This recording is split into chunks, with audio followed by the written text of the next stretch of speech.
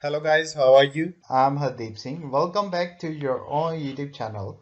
IELTS updates and recent exams. For more updates related to recent IELTS exam writing test topics, listening, reading, practice test, and speaking, you got guesswork. Please guys participate in everyday listening and reading practice test to achieve your desired band score in your actual IELTS exam. Please hit the like and subscribe button. Press the bell icon for the upcoming notifications. Don't forget like, subscribe and share my YouTube channel and my Facebook page, IELTS updates and recent exams. Part 1. You are going to listen to two university students talking about libraries in Australia. First, look at questions 1 to 4.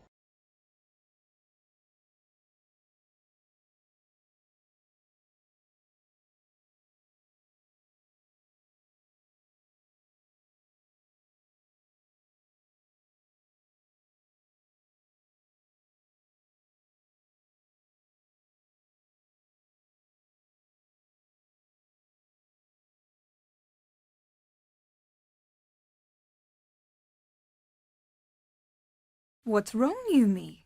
You look very serious. Oh, hi, Marianne.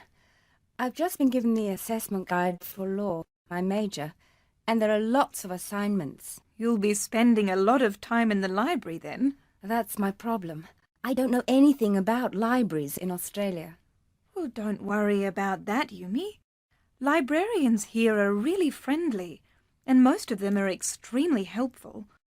That's good to hear. My flatmate said I should join the local library. Do you think that I need to? Well, I think it'd be a good idea. They probably won't have many law books in the library, but you'll be surprised at what they do have. Australian libraries are generally very well resourced. And hey, if nothing else, you can get free internet access. Is it easy for international students to join? Yes, Lee Yun has just joined. All you need is your student card or some other ID and an account or bill that has your Australian address on it. Like a phone bill or an electricity bill? Would that be okay? Yeah, that's all. It's very easy. They encourage people to join the library. And you can borrow lots of books as well as video and audio tapes or CDs. The newspaper is available too if you've got time to stay at the library and read it. Will it cost much to join the library? Joining libraries here doesn't cost anything, but you'll have to pay a fine if you return your books after the due date. It's about 10 cents per book per day. How long can I borrow books for? The loan period for books is about a month, but you can easily extend the time for another month if you want to. You can even do it over the phone, but it has to be arranged before the due date. What about the university library? Haven't you been there yet? No, not yet. I was sick for the orientation week and I missed out on the campus tour. Well, Yumi, I've got an hour before my next lecture. Why don't we walk up together and have a look around? Oh, that'd be great, Marianne. I'd really appreciate it. Yumi and Mary Ann arrive at the main entrance to the university library. As you listen to the rest of the conversation, answer questions 5 to 10.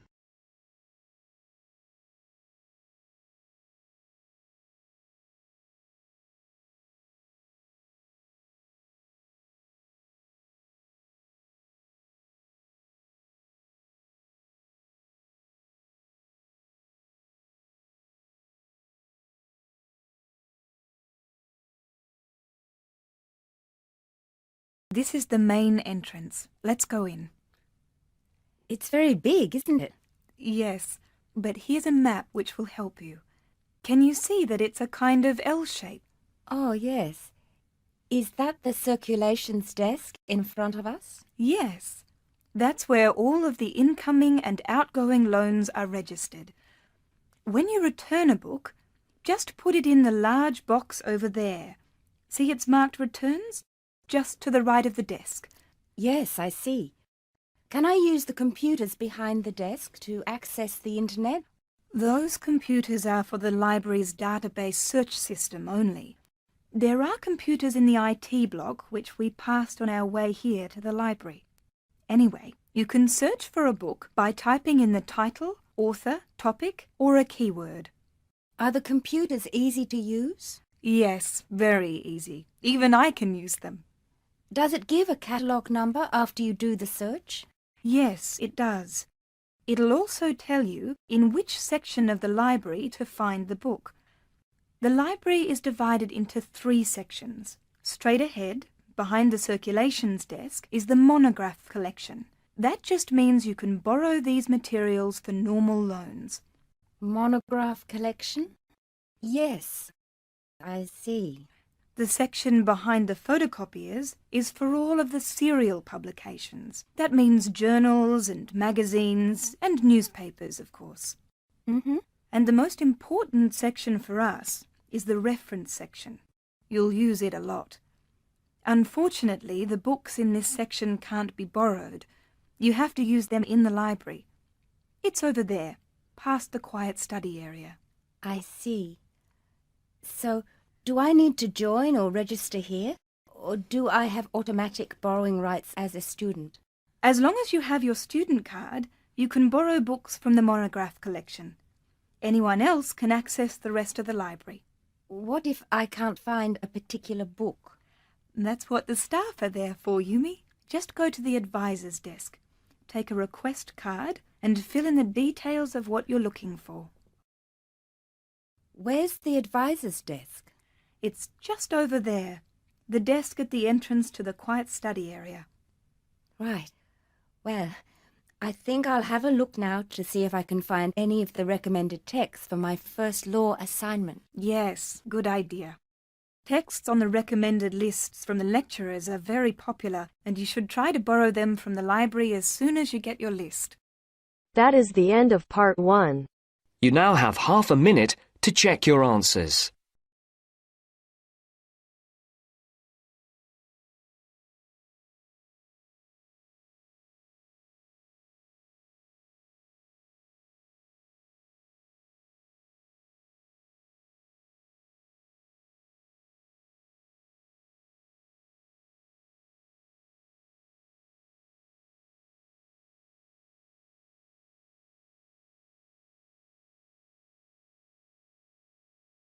Now turns to part 2.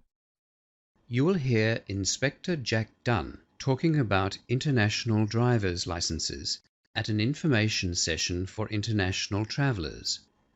As you listen to the first part of the talk, answer questions 11 to 16.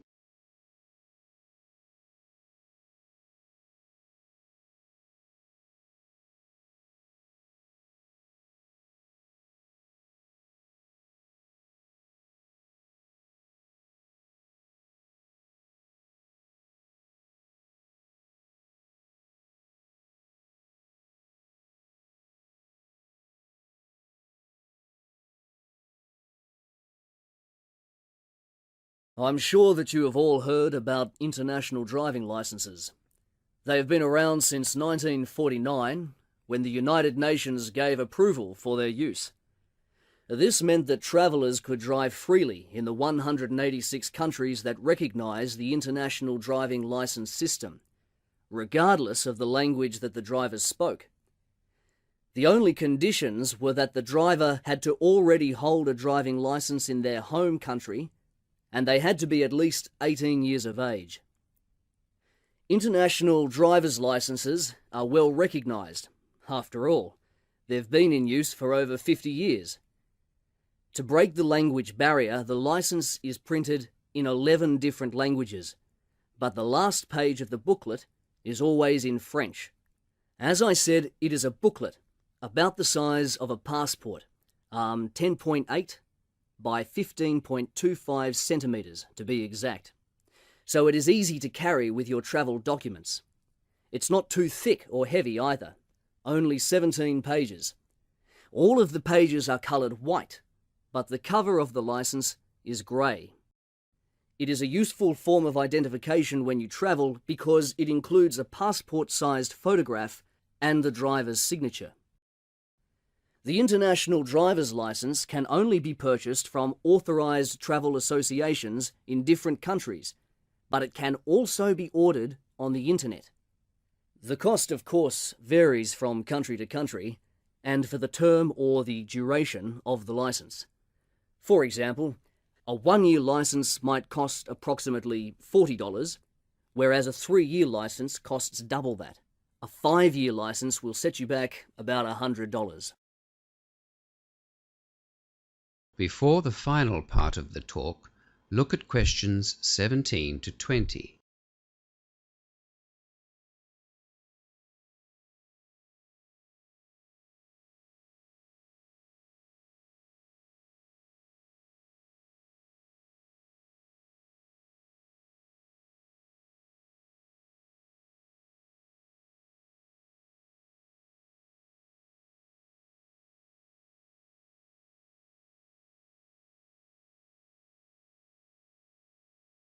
Before I outline the 4 most important points to consider before rushing off to get your international driver's license, I should probably mention that, yes, the international driver's license covers all types of vehicles from motorbikes to trucks.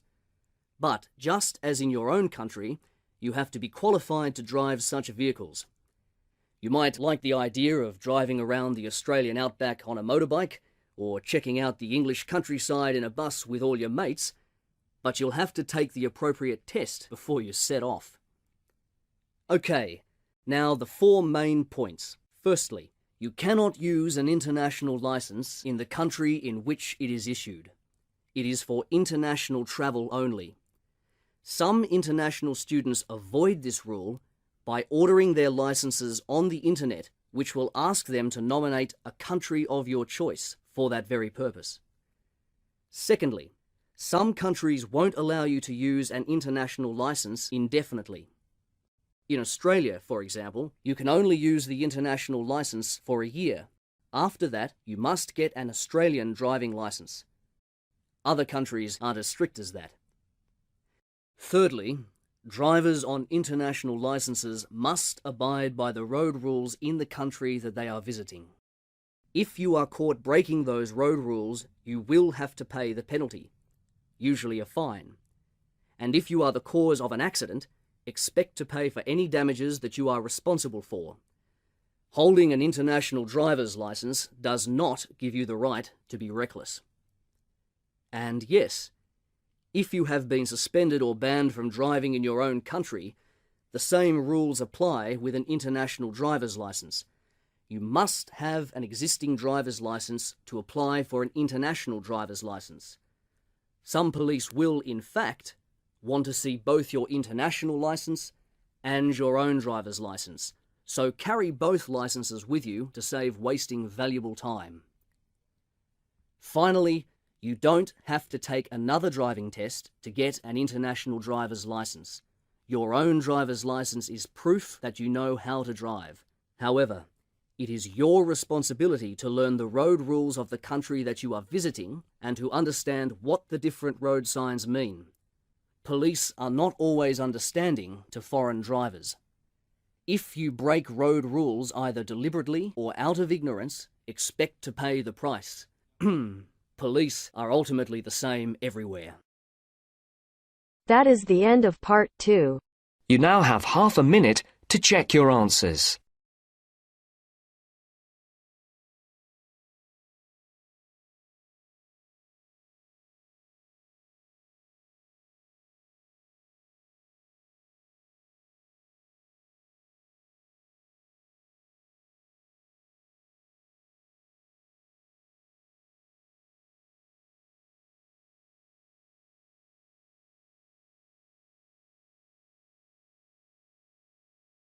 Now turns to part 3. You will hear a conversation between a tutor and 2 students in the Political Studies Department of a New Zealand tertiary institution. First, you have some time to look at questions 21 to 25.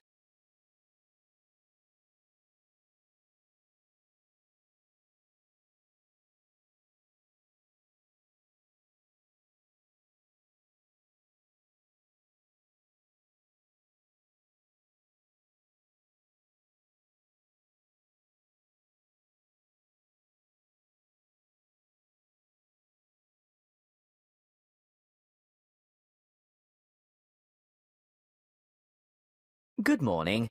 Now, you've come to discuss how our Parliament works. Is that right? Yes, it's a bit different from some of the other democracies we've studied, and we're a bit confused. Well, what do you know? We know that the system of government in New Zealand is a constitutional monarchy, but we're not sure how the power is shared or who has ultimate authority.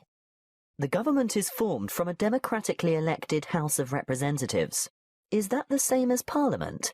Yes, the House of Representatives is what is commonly called Parliament. And the government advises the sovereign, who is our head of state. The sovereign is the Queen of England, right? She lives in England and she is the Queen of England, but when we refer to her as our sovereign, we say she is Queen Elizabeth II of New Zealand. But how can she be our head of state if she doesn't live here? I know that she has a representative here. Oh yes, the Governor-General. That's right. Now, by convention, the sovereign is the source of all executive legal authority in New Zealand. So she's the boss. Well, you could say that. However, she or her representative almost always acts on the advice of the government. In all but the most exceptional circumstances, that is. So, where does the real power lie? Good question. Our system is based on the principle that power is distributed across three branches of government: the Parliament, the Executive, and the Judiciary. But Parliament makes the law, doesn't it? That's right. So what's the point of the other two? Well, you need a body to administer the law. That's the Executive, made up of ministers of the Crown, and the Judiciary interprets the law through the courts. Before you hear the rest of the conversation, you have some time to look at questions 26 to 30.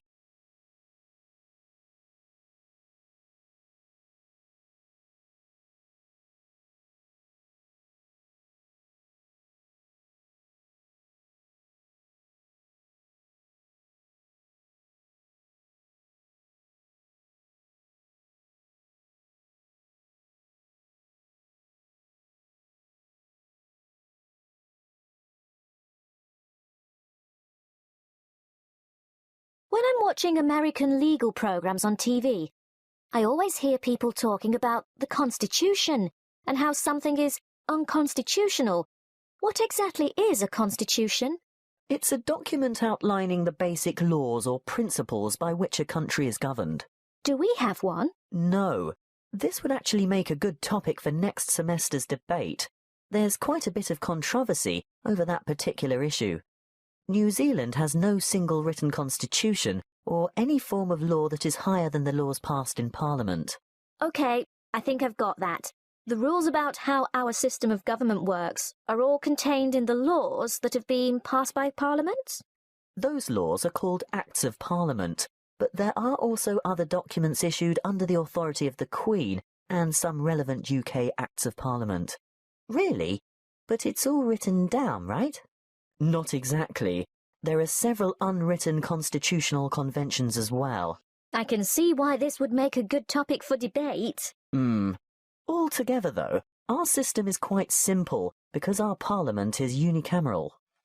What does that mean?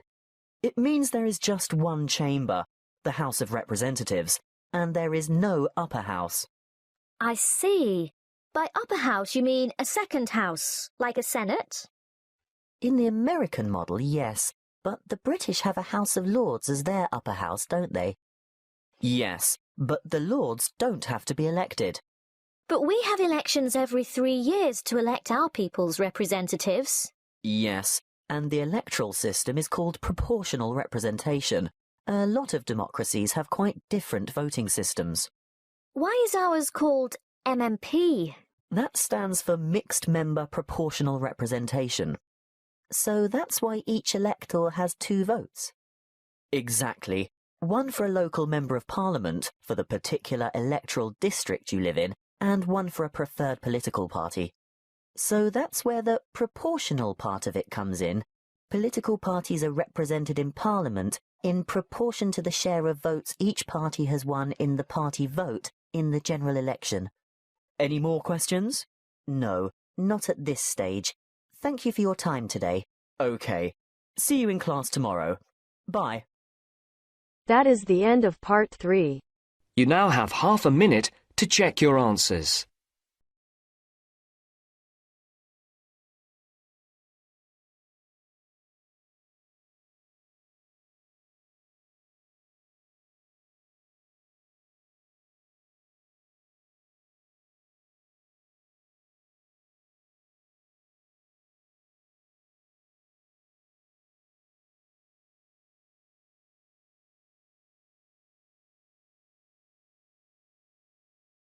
Now turns to part 4. You will hear a talk on the topic of decision-making and problem-solving. First, you have some time to look at questions 31 to 40.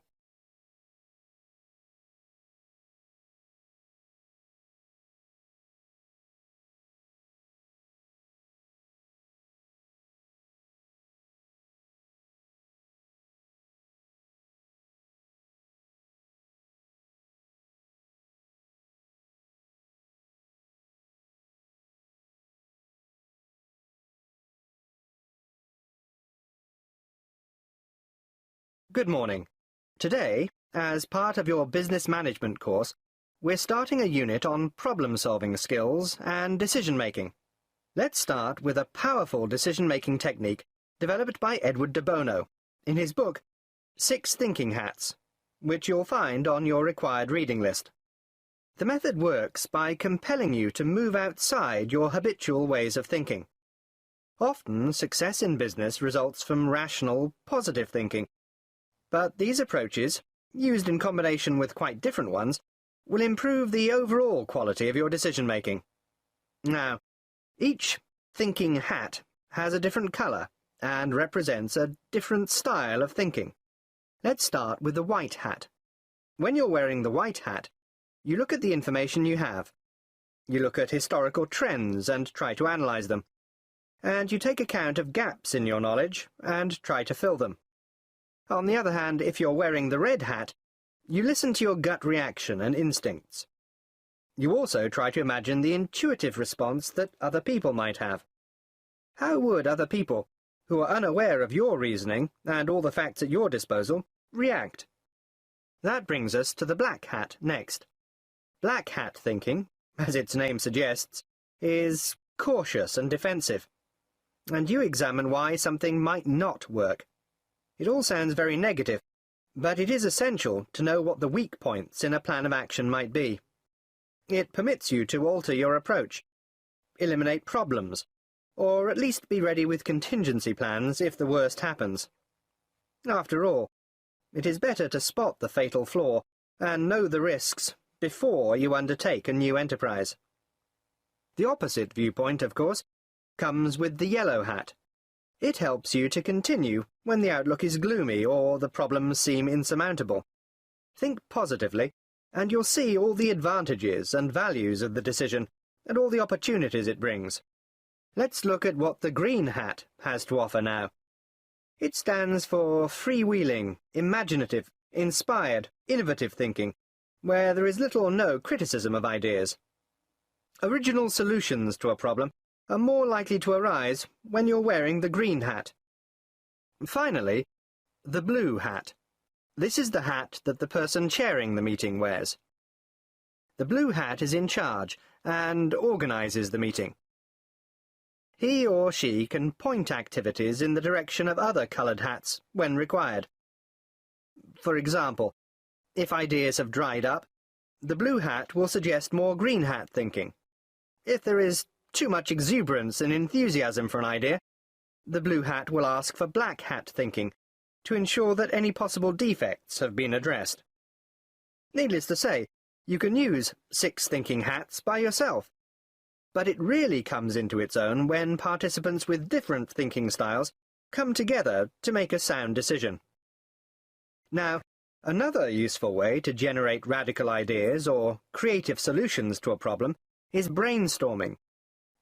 You're all familiar with the term brainstorming, and I'm sure you've all done it from time to time. But even in well-managed groups, sometimes big egos intimidate less confident participants, who in turn may feel pressured to conform, or are inhibited because of their respect for authority. What I would suggest in this case is a system called the stepladder technique.